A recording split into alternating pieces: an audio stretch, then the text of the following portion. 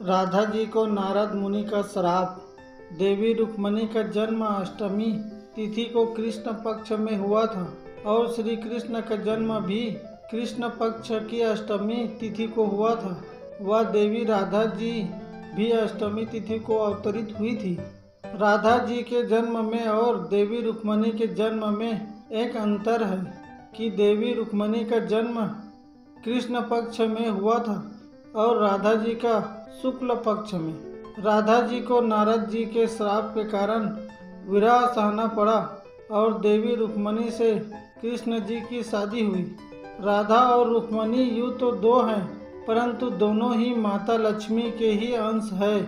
राधा जी को नारद मुनि का श्राप कुछ इस प्रकार लगा था।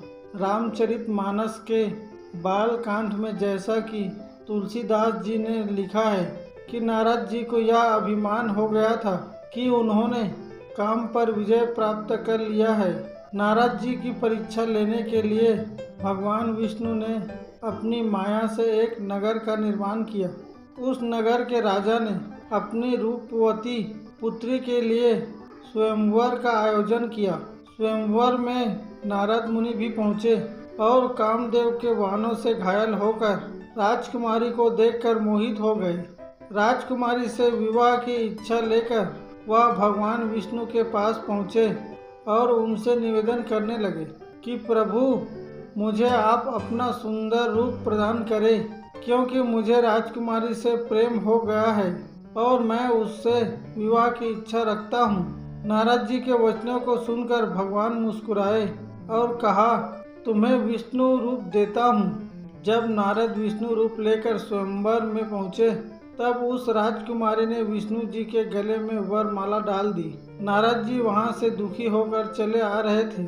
मार्ग में उन्हें एक जलाशय दिखा जिसमें उन्होंने चेहरा देखा तो समझ गए कि विष्णु भगवान ने उसके साथ छल किया है और उन्हें वानर रूप दिया है। नारद क्रोधित होकर बैकुंठ पहुँचे और भगवान को बहुत बुरा भला कहा और उन्हें पत्नी का वियोग सहना होगा। यह श्राप 2 बार दिया। नारद जी के इस श्राप की वजह से रामावतार में भगवान रामचंद्र जी को सीता का वियोग सहना पड़ा था और कृष्ण अवतार में देवी राधा का। वास्तव में देवी राधा और रुक्मणी एक ही है। रुक्मणी अष्टमी का महत्व वही है जो राधा अष्टमी का।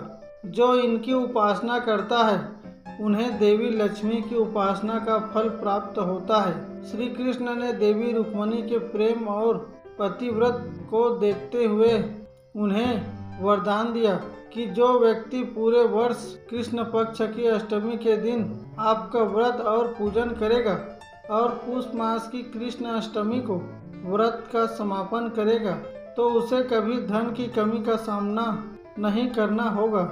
जो आपका भक्त होगा उसे देवी लक्ष्मी की कृपा भी प्रदान होगी। अगर आप इस वीडियो को पहली बार देख रहे हैं तो हमारे चैनल को सब्सक्राइब कीजिए। हम इसी तरह पौराणिक व शिक्षाप्रद कहानी लेकर आते हैं। धन्यवाद।